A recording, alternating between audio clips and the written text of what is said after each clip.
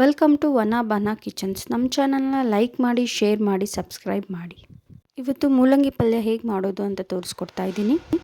ಪಲ್ಯ ಮಾಡೋದಕ್ಕೆ 1 ಈರುಳ್ಳಿ, 5ರಿಂದ 6 ಹಸಿಮೆಣಸಿನಕಾಯಿ, ಇಲ್ಲಿ 2 ಮೂಲಂಗಿ ತುರಿದಿಟ್ಕೊಂಡಿದ್ದೀನಿ. ಇಲ್ಲಿ 2ರಿಂದ 3 ಸ್ಪೂನ್ ಎಣ್ಣೆ ಹಾಕ್ಕೊಂಡಿದ್ದೀನಿ. ಎಣ್ಣೆ ಕಾದ ನಂತರ ಸಾಸಿವೆ ಚಟಪಟ ಸಿಡಿದ ಮೇಲೆ ಜೀರಿಗೆ 1 ಸ್ಪೂನ್, ಕರಿಬೇವು ಸ್ವಲ್ಪ ಬಾಡಿದ ನಂತರ ಹಚ್ಚಿಕೊಂಡಿರುವ ಈರುಳ್ಳಿನ ಸೇರಿಸ್ಕೊಳ್ಳೋಣ.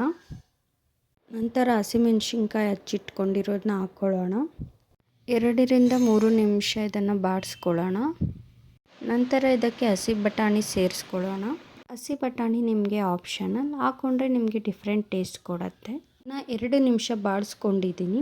ನಂತರ ಇದಕ್ಕೆ 1/4 ಸ್ಪೂನ್ ಅರಿಶಿನ ಸೇರಿಸ್ಕೊತಾ ಇದ್ದೀನಿ. 1 ನಿಮಿಷ ಬಿಟ್ಟು ಇದಕ್ಕೆ ನಾನು ತುರಿದ ಮೂಲಂಗಿ ಸೇರಿಸ್ಕೊತಾ ಇದ್ದೀನಿ. ತುರಿದ ಮೂಲಂಗಿ ಹಾಕ್ಕೊಂಡು ಮಿಕ್ಸ್ ಮಾಡ್ಕೊಳ್ಳಿ. ನಂತರ ಇದಕ್ಕೆ ನಾನು ರುಚಿಗೆ ತಕ್ಕಷ್ಟು ಉಪ್ಪು ಹಾಕ್ಕೊಳ್ತಾ ಇದ್ದೀನಿ. ಉಪ್ಪನ್ನು ಹಾಕಿ ಚೆನ್ನಾಗಿ ಮಿಕ್ಸ್ ಮಾಡ್ಕೊಳ್ಳಿ.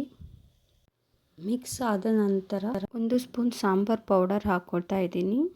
ಇದರಲ್ಲಿರೋ ನೀರಿನ ಅಂಶ ಹೋಗೋವರೆಗೂ ಚೆನ್ನಾಗಿ ಫ್ರೈ ಮಾಡ್ಕೊಳ್ಳಿ. ಈಗ ಮೂಲಂಗಿ ಪಲ್ಯ ರೆಡಿ ಟು ಸರ್ವ್.